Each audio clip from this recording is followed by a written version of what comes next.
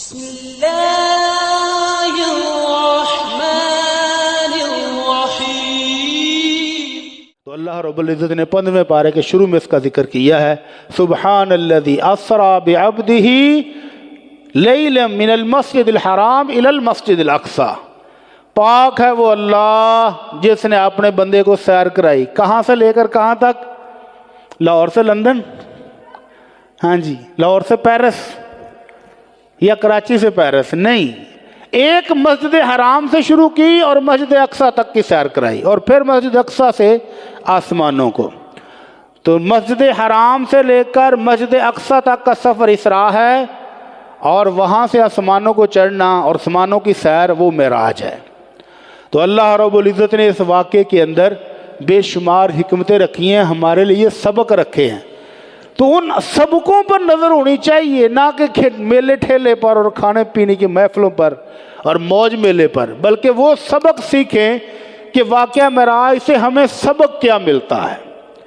تو اللہ رب العزت نے جو سبق دیا، اس سبق میں سے پہلا سبق یہ ہے کہ اللہ کے دربار میں ایمان کی قدر و قیمت ہے، دولت، حسن، جوانی، عہدے، یہ سارے دنیا کے کھیل کود ہے، یہ یہی ختم ہو جانا ہے۔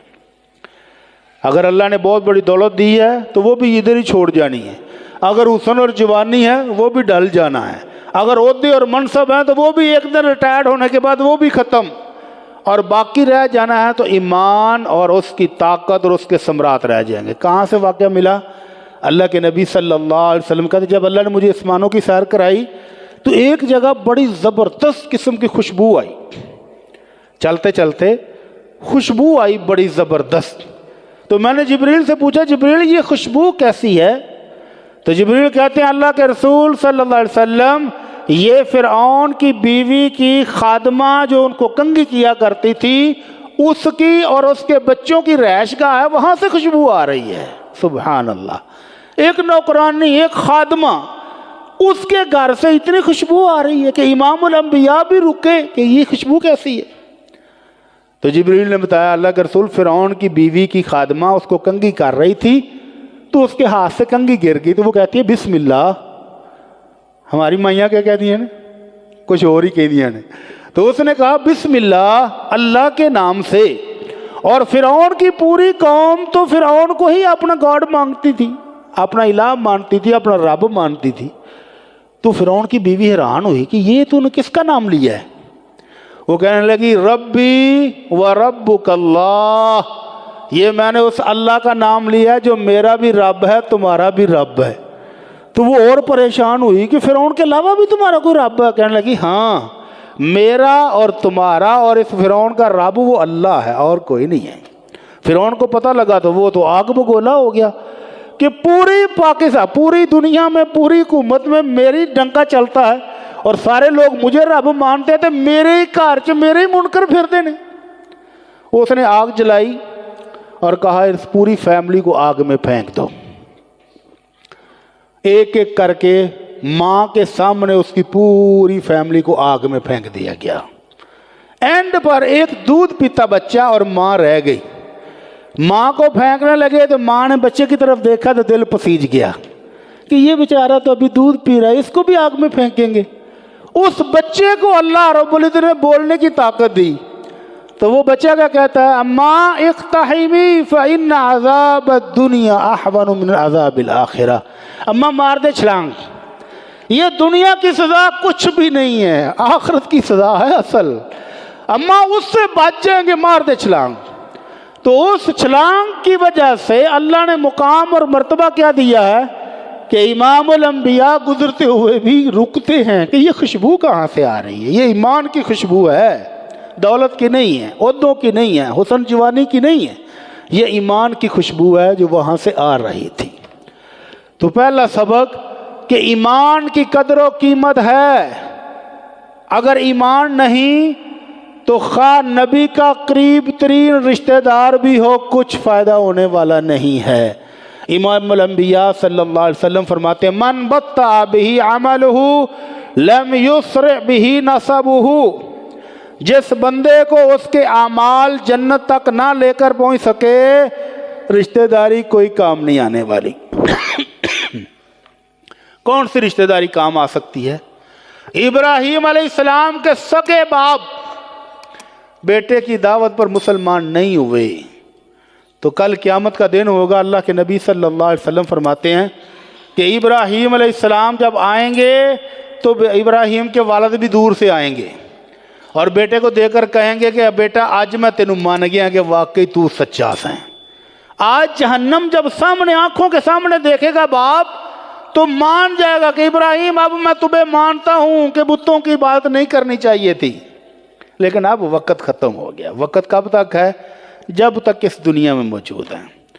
तो इब्राहीम अलैहिस्सलाम को तरस आ जाएगा और अल्लाह से इल्तिजा करेंगे कि अल्लाह मेरे वालिद को फरिश्ते जहन्नम की तरफ लेके जा रहे हैं मेरी आंखों के सामने, तो अल्लाह मेरी तो बड़ी बेइज्जती हो रही है। तो अल्लाह रब्बुल इज़्ज़त फरमाएंगे इब्राहीम ज़रा अपने कदमों की तरफ देखो। कदमों की तरफ देखेंगे तो वहाँ एक बिज्जू गंदगी के अंदर लुथड़ा हुआ पड़ा होगा और फरिश्ते उसको उठाकर जहन्नम में फेंक देंगे। किस वजह से? ईमान नहीं है। ईमान नहीं है तो किसी काम भी नहीं है रिश्तेदारी।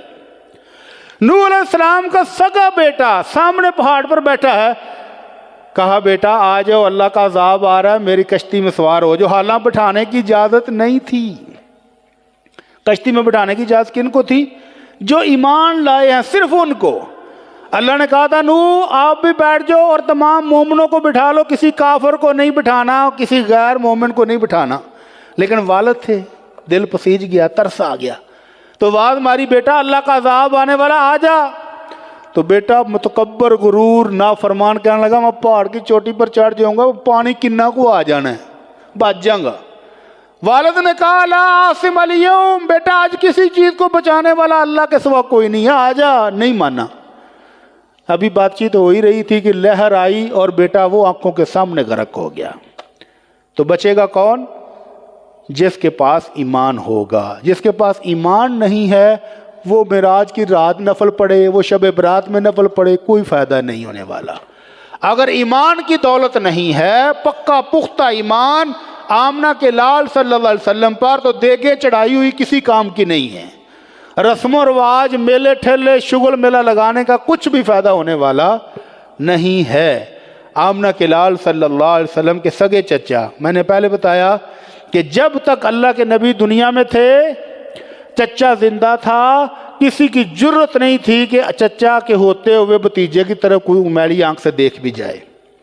बड़ी खिदमत है, बड़ा साथ दिया है, लेकिन आखिरी लम्हे पर, बिल्कुल आखिरी लम्हे पर अल्लाह के नबी ने जाकर कहा चचा अब तो मुझे मान लो, तू समझता भी है कि मैं सच्चा हूँ, मेरा दीन सच्चा है, मेरा कुरान सच्चा है, मेरा रब सच्चा है, तो मुझ पर ईमान ले आ, कलमा पढ़ ले।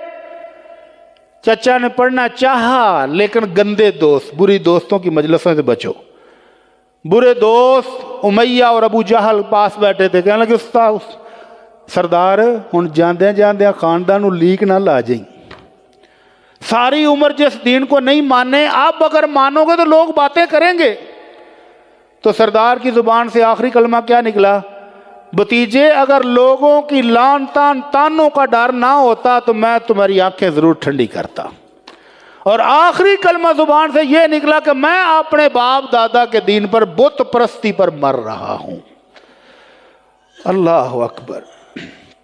सगा चचा, सारी जिंदगी खिदमत की है, इस्लाम की भी मुसलमानों की भी, लेकिन ईमान कबूल नहीं किया। तो अल्लाह के नबी सल्लल्लाहु अलैहि वसल्लम फरमाते हैं कि जहन्नम में सबसे हल्का अज़ाब मेरे चचा को होगा, सबसे हल्का।